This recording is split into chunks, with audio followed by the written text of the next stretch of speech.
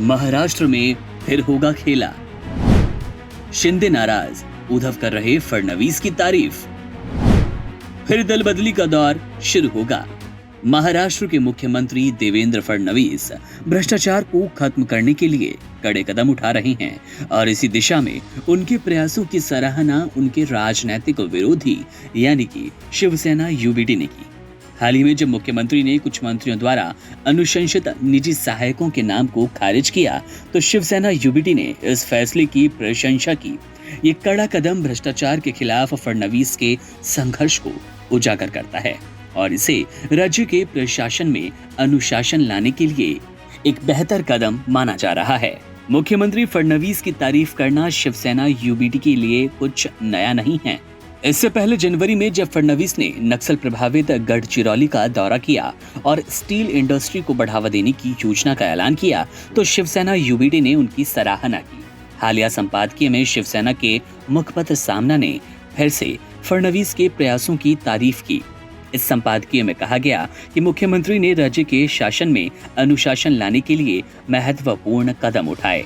इसमें यह भी उल्लेख किया गया कि फडणवीस ने भ्रष्टाचार के नाले की सफाई शुरू कर दी और उनका ये कदम राज्य की प्रशासनिक व्यवस्था को सुधारने की दिशा में एक बड़ा कदम है।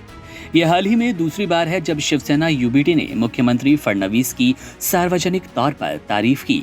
हालांकि पहले शिवसेना यूबीडी ने फडणवीस पर आरोप लगाए थे कि उन्होंने शिवसेना को विभाजित किया और इस मुद्दे पर लगातार हमला भी किया।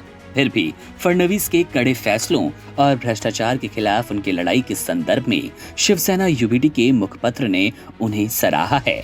संपादकीय में ये भी कहा गया कि मुख्यमंत्री फडणवीस ने निजी सहायकों और ओएसडी यानी कि ऑफिसर ऑन स्पेशल ड्यूटी की नियुक्ति के लिए मंत्रियों की शक्ति छीनने का एक और महत्वपूर्ण निर्णय लिया। ये कदम ये दर्शाता है कि वे भ्रष्टाचार को समाप्त करने के लिए प्रशासनिक प्रणाली में सुधार करने के प्रति गंभीर हैं। शिवसेना यूबीडी ने दावा किया कि जिन नामों को खारिज किया गया उनमें से 12 नाम एकनाथ शिंदे के नेतृत्व वाली शिवसेना के मंत्रियों द्वारा प्रस्तावित थे। पार्टी ने आरोप लगाया कि जब एकनाथ शिंदे मुख्यमंत्री थे तब मंत्रालय में बिचौलियों की खुली छूट थी जो भ्रष्टाचार को बढ़ावा देने का कारण बन रहे थे।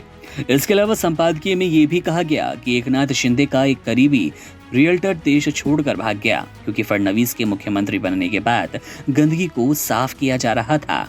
इस आरोप से ये स्पष्ट हो जाता है कि शिवसेना यूबीडी मानती है कि फडणवीस ने प्रशासन में सुधार और भ्रष्टाचार को खत्म करने की दिशा में निर्णायक कदम उठाए।